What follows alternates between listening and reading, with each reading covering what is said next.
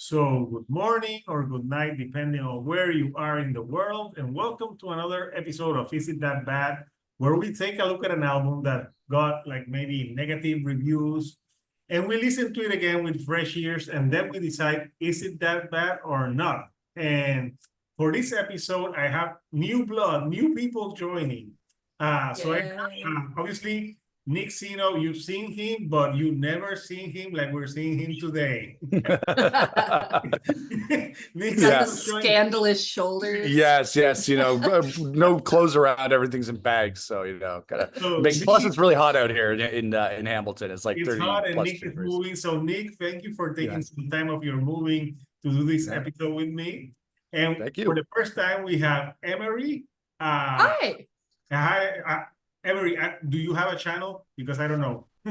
I don't have a YouTube channel. I have a Twitch. I think the last time I streamed was almost a year ago, but I think their videos are still up. Go watch them. They are really cool. Oh, I do have some like highlights and stuff on there. I was doing 100 baby challenge in The Sims. Yes. Oh, that's interesting. And finally, we have Roa or Rock of Ages. So I Rock of all ages here. Once he does a channel like this is the first time I see him on camera because he does more audio and he talks about rock history and stuff. So how are you, man? Good. So viewers may have hopefully saw the video we did on my channel about a Disturbed album that I think we agreed was pretty solid. Yeah, 10,000 feet in the air. Yes, by Disturbed. And now we were going to talk about an album that was not very solid. Yeah, and today, like he's dressed, it's a hint of the album that we're speaking of. So I love that. An album by Elton John, and it's called Leather Jackets. Leather Jackets. It came out in 1986. So quick like history of the album, like Rock of Ages. Give us a quick history of this album. Right. So the year is 1986. Elton John was featured on the biggest hit of the year, a charity single called That's What Friends Are For. And I have to imagine someone on his team was hoping that momentum would carry over into his next album, which was Leather Jackets. But that is not what happened. This was, for a very long time, his worst selling album. And it also had what Elton would later call the worst song he ever made. In retrospect, he was just generally not very proud of this album. He just straight up called it his worst album. But we are going to go in and give our thoughts. I actually have heard this album before. Like, I grew up on Elton John's music. I actually have some Elton John vinyl right here. And also, this is his lyricist, Bernie Taupin, doing some spoken word pieces. So, yeah, big Elton John fan. This album, I don't hate it, but I do get why Elton would. Nice. So, yeah. And so we're going to talk about this album. So, people, you know the drill. We have 3 rounds. We have the first round where we give our initial thoughts when we first listen to this record. Then we go into round number 2 where we pick 3. We can even pick 4 songs that we think are weakest and say why we picked them. And then we have our third and final round where we give our final thoughts and we rate it a thumbs up, thumbs sideways, or thumbs down. So since Nick is basically now a veteran of these episodes, we're going to start with Nick, then we're going to do Emery, then Rock of Ages, and then me.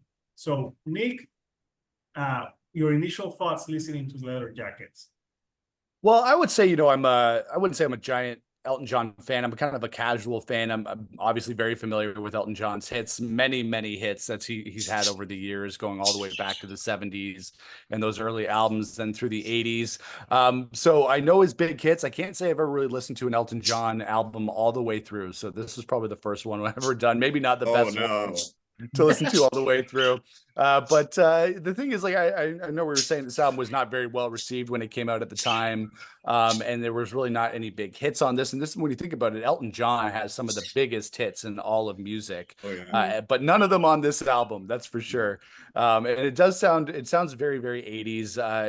I don't think the 80s was a good time for any of the popular artists that were popular in the 60s or the 70s. You think about Paul McCartney, you think about some of those other artists from the 70s, you think about, some of the solo stuff from the Led Zeppelin guys when they were in the 80s. I would say Tom Petty's an exception, but your point still stands. Yeah, well, he was kind of like towards he kind of launched in the late 70s. I consider him like a late 70s, early 80s kind of artist anyways. But like, with Elton John, he had such a great decade throughout the 70s. And then obviously kind of was a little bit, straight from the path in the 1980s. So this album sounds very 80s. The drum machines, the synths, nobody got out of the 80s with any really good music. Even like the Rolling Stones had a lot of bad music during that time. So I don't want to say this was like a complete wash for me, but was definitely maybe not the first album I should listen to when being exposed to the first full-length Elton John listening experience. I blame the drugs. Yeah. Nobody had any live drummers in the 80s. Everybody went to drum machines. It was bad. Wait, did you say drums or drugs? I heard drugs. I said drugs. Okay. Drug machines and drum machine. The drugs and the drum machine. So, good initial thoughts, Nick. And I'm sorry, I'm trying to concentrate, but your guns are you're breaking my concentration. So, what about you, Emery? I definitely agree with I was getting, because he was listening to all this, I was getting like Let's Dance era David Bowie from this. Like it was so sellout and like 80s. It sounded kind of cheap. I'm not saying it was bad though, because Let's Dance era Bowie still slapped. But like I get where he's coming from with like it's very, a lot of it was very cheap sounding and very like trend ridey, and so yeah, like there were some good songs on here, but overall it was very sellout and painfully 80s. Yeah, I think that was kind of like a balance, but yeah. So what about you, Rock of Ages? So as I said, I had heard this album already years ago. This was like my first time in a while revisiting it. I have actually heard every studio album Elton John put out in the 80s, and I have to say this is not too dissimilar from what he was doing on like the album before, or the two albums before. But the thing I want to point out the most are the lyrics, because starting in like 1982-ish, he started making songs that talked about women in a really bitter way. And that stood out the most to me on this album, with a couple of songs that we'll point out later. But yeah, as far as the music, I do kind of like the music. Like, yeah, it's 1986. I can look past that. The lyrics, not so much. Okay, so for me, just like Nick, I'm a very casual Elton John fan. So when I first, you said to cover this album, first I look at the track list. And I'm like, I've never listened to any of these tracks before. So yeah, I went with it with fresh ears. And yeah, this sounds very 80s. And it's like a mashup, because it sounds like 80s, like really 80s, or like his later like Disney piano shit. Stuff like that. Yeah, that's the sound of this album. Or very 80s, or very like piano. But yeah, I thought, he was speaking a lot about like women. And I'm like, but isn't he gay? Like, what is all this stuff? To be fair, Elton John doesn't write his own lyrics. Okay, yeah, I'm like, what the hell? That doesn't excuse it, but yeah. Yeah. So yeah, some of the lyrics, they're interesting. So, but yeah, if I would say this is not a good starting point for Elton John. Absolutely not. I would have recommended like Madman Across the Water, or like Captain Fantastic and Brown Dirt Cowboy. This would be so far down the list. Yeah. Oh, I don't think I said it, but this was also my first time listening to an Elton John album, like all the way through. So, yeah. Sounds like I'm gonna have to go listen to a different album after this. Oh, because like I've said, like I've listened to singles and the hits, like Mhm. like That's obviously, about where I'm at as well. Yeah. but I'm like, I mean- I'm like, no, there's no songs about Tony Danza here. I mean, Tiny Danza. Yeah, there are like 5 to 10 albums I would recommend before this one. Yeah, Okay. but it was interesting, and I thought, yeah, this is an interesting to cover on the channel. So Yeah. so yeah, my initial thoughts is like, yeah, this is it definitely sounds from its era. It's so 80s. It's like Oh yeah. this has so much cheese. It's like he's like cheese, like he's pouring the cheese, and they're like he's like someone like when, and they were like the producer when. And No, he's they like, never "No, say when. keep throwing You the need cheese like on there." 3 Is kinds it of cheese. is it cheese or Coke? What is getting poured on here? Yes. Yes. Well, it's definitely powdered. It's I'll say that. Parmesan cheese mixed into Coke. Yes. Yes.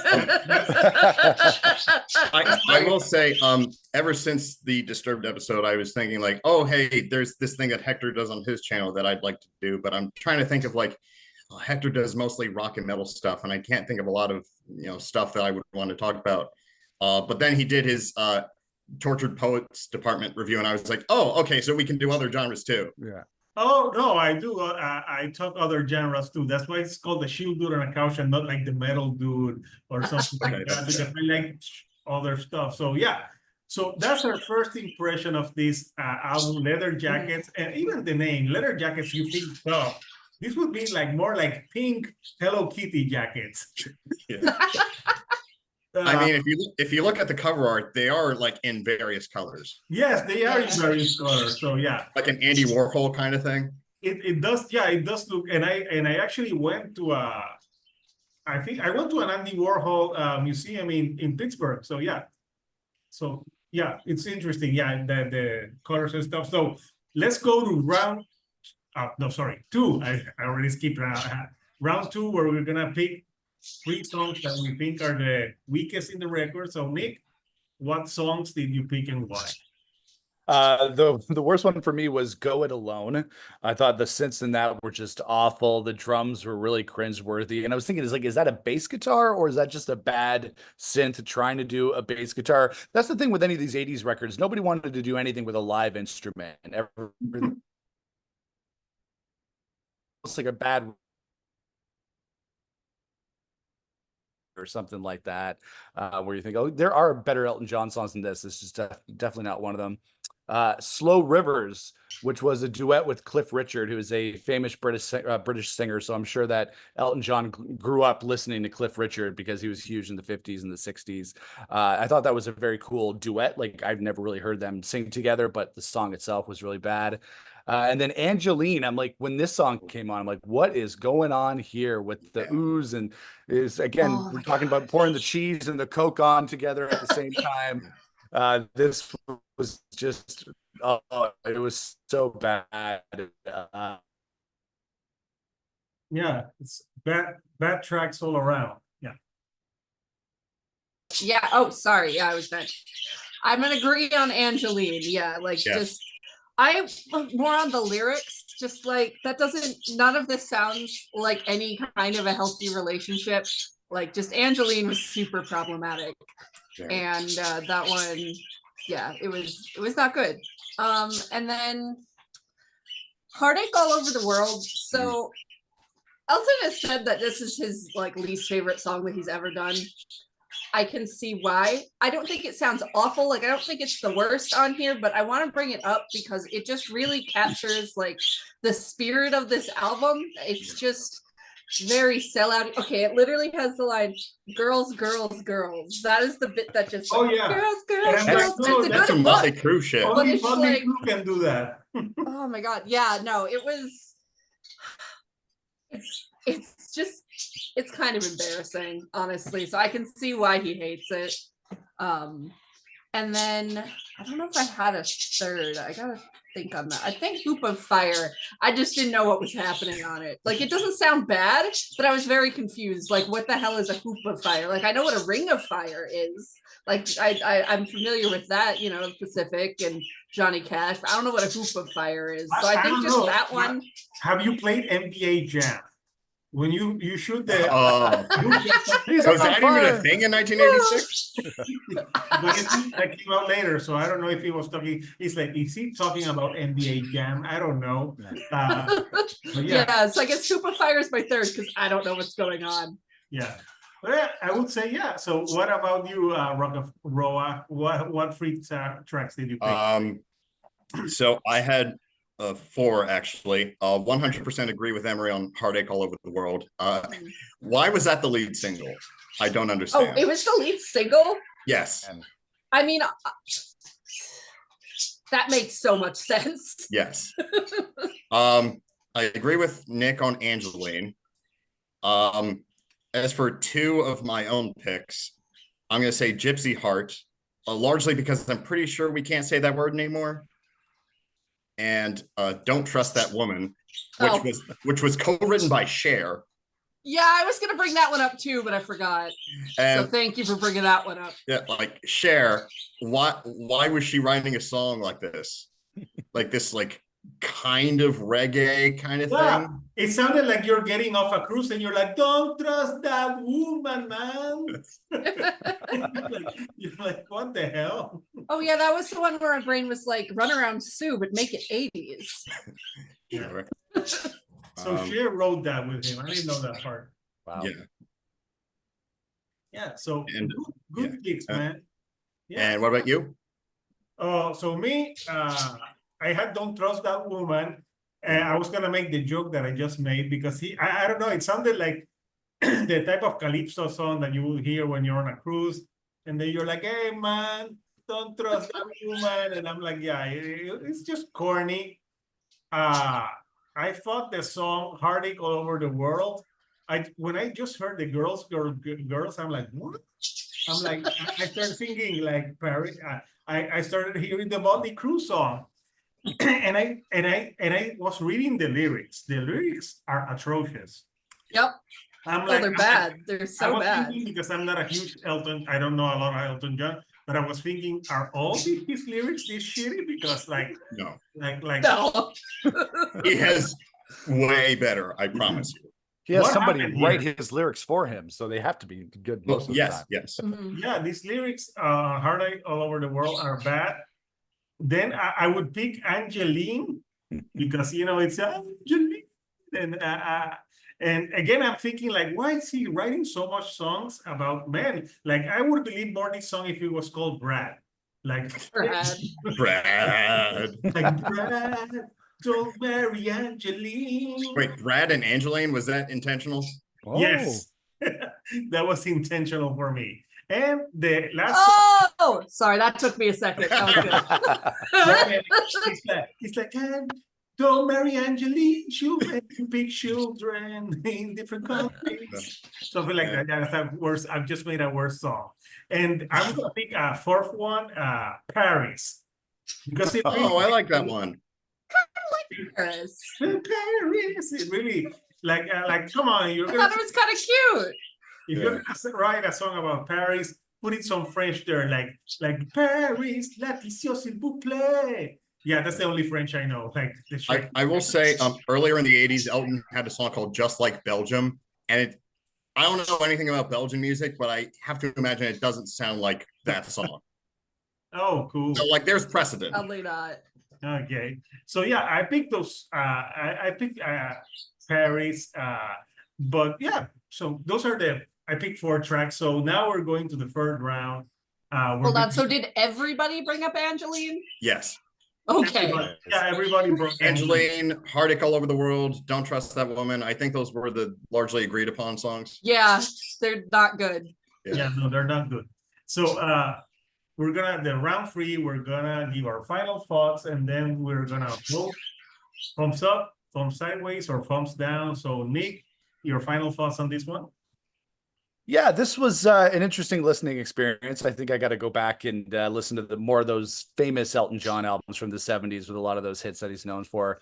I was most of the time I was listening to this, I'm like, I hope this doesn't mess up my Spotify algorithm, because immediately after this, it started recommending me some other bad Elton John songs from the 80s. So, good.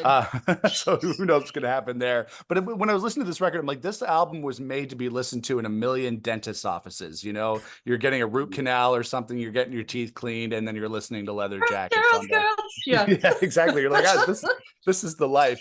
And then I think in general, the thing that kind of stood out to me is just the lack of hooks on this record. Like, Elton John is known for being one of the greatest songwriters of all time, and this is one of those albums that doesn't feature anything that you can really take away as an Elton John listener, as like a casual fan or even a hardcore fan. So for me, I'm going to give it a full thumbs down for me. Okay, good, Nick. So we got our first thumbs down. What about you, Emery? The dentist office thing is so funny. Like, I could definitely hear this like waiting room music. Yeah. Absolutely. Just like sitting in the chair and hearing Slow Rivers playing. Yeah. I kind of liked Slow Rivers when you brought that one up. But anyway, yes, I think Slow Rivers and I Fall Apart were my two faves. But anyway, so I think I'd give this a middle thumb, because like, yeah, it's not great, but there are some songs that I kind of liked on here. And honestly, again, for as horrible as it is, Heartache All Over the World still kind of slaps. Like, it's kind of a banger. Again, Coke and Parmesan cheese. Like, that's what we're living on this album. So I'm gonna give it solid middle thumb from me. Okay, so we have a thumbs up and a middle. What about you, Rock of Ages? Did anyone bring up Memory of Love? I don't think so. I kind of forgot about that one. Oh, that's not a good sign. Yeah, that's one of the ballads, right? Oh, that one I thought was okay. Yeah, that one's okay. Like, it was love song, sounded fine. Yeah. This album, I really like the title track and I Fall Apart and Slow Rivers. Sorry, Nick. Those are songs I do like, but they're also songs that I think overall I don't hate this album, but I completely get why Elton John does. This is absolutely not an album that should be anyone's first. If you've never listened to an Elton John album in full, do not make it this one.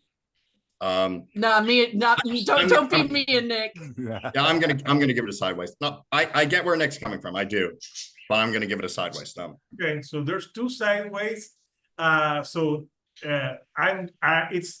down to me. So I thought this album sucked. I thought it's terrible. It's a thumbs down. I don't ever want to listen to this ever again. You know what? I would call Elton John. I say, Elton, I'm with you. I know why you have want this album buried. It's atrocious. And, you know, because I listened to some Elton John songs before, so I never thought I was going to do an Is It That Bad on Elton John. Because so this is interesting that we covered Elton John. But yeah, no, this album is just atrocious. I didn't even like it. I think I just like the Leather Jackets a little bit. It's cheesy, but yeah, this is an album that's painful to listen to, and it's just so much cheese. It's like you are like drowning in cheese, the cheese coke, and you're like, stop it, Elton. You're like, no, cheese coke. Yeah, and I was reading that he was mad with the producer. It was produced by someone called Gus Dudgeon. So Gus Dudgeon has worked with Elton John for like years and years. Yeah. So this is his regular producer. Last studio release to be produced by Gus Dudgeon after his throat surgery in 1987. Then Chris Thomas would be rehired as producer. So blame them too. But yeah, it's a very it's not the worst things I ever heard, but I was almost when I was listening to it, I'm like, no, this is gonna be a thumbs down for me. So two thumbs down and two thumbs sideways. So it's barely safe. It's like Elton John is like hanging through his leather jacket and trying not to slip into the trash can. We'll say go back to the drawing board. Just try again. Yeah. Thank God he had the Lion King after this. Like Lion King. Yeah, he did. Up for everything.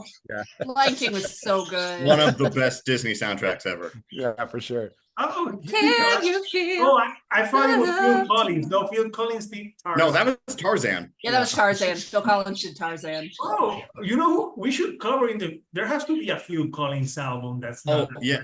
Yeah, there was the Genesis album, Calling All Stations. Okay. Yeah, that will be a good episode for sometime in the future. Yeah. And to dwell into that. So first of all, we want to know from you, Cultures, what do you think of Elton John's Leather Jackets? Have you even listened to this? I'm sure there's people that follow the channel that must have listened to it. Tell us, what would you rate it? What are your worst songs or favorite songs from this record? And I want to thank my panel of guests. First of all, Nick Sino, thank you for doing this, even though you are moving this weekend. I also, he's a champion. Yeah, I did a video on Nick Sino's channel this weekend for the new Deep Purple album. They have a new album? Yeah. They have a new Oh, album. that's exciting. Man, good for them. It's actually Album 23. Yeah, It's not good. It's like listening to Leather Jackets. You know, it's like it's not the first Deep Purple. You know what? I did hear one of the singles now that you mention it. Yeah. So I did the video on his channel. Check it out and give him a sub. So Emery, where can they follow? Are you gonna do more Twitches? I mean, you can follow me on Twitch, eclaire314. I haven't streamed in like a year, but I mean, I've been thinking about picking it up again. So yeah, feel free, I guess. Twitch. So I never used that. So yeah, they can follow you there. And when you stream, what do you stream about? Mostly I play Sims 4. I've been, like I said earlier, I've been doing the 100 baby challenge in The Sims, where you make a matriarch and then they have to have 100 babies, all with different parents. And I'm at baby number 79. I started this, I think, September of 2021, and I just haven't gotten around to it. Yes. Tell them about Toaster Strudel. Oh my God. So her last name is Strudel. Her name, the matriarch is Madeline Strudel. So it's the Strudel family. And we decided that baby number 69 was going to be named Toaster. So, yeah, I have 2 kids, and that's a lot of work. So.